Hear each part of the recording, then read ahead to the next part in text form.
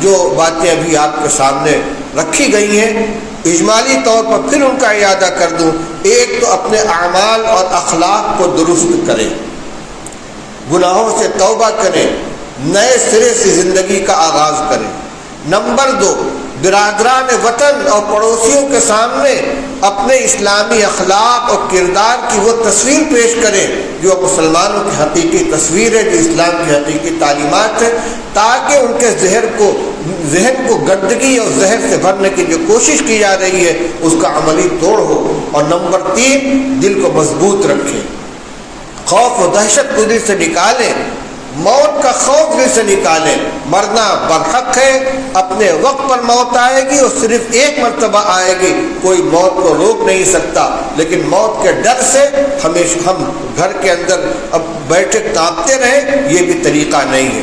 حق کے خود حفاظتی شریعت نے اور قانون نے ہم کو دیا ہے۔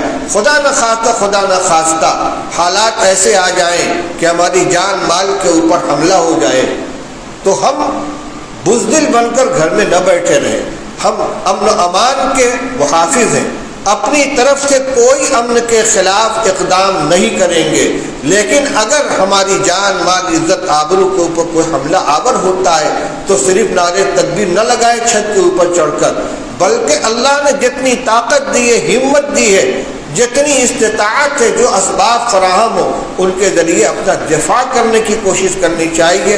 پھر کہوں گا موت آئے تو عزت کے ساتھ آئے، موت آئے گی اپنے وقت کے اوپر آئے گی، لیکن دلوں میں بزدلی بیٹھا کر، کمزوری بیٹھا کر اور اپنے کو دوسروں کے سپرد کر دینا، حوالے کر دینا، یہ ایمان والے کی شان نہیں ہے۔ اللہ تعالی ہم سب کو صحیح سمجھ عطا فرمائے، صحیح عمل کرنے کی توفیق عطا فرمائے۔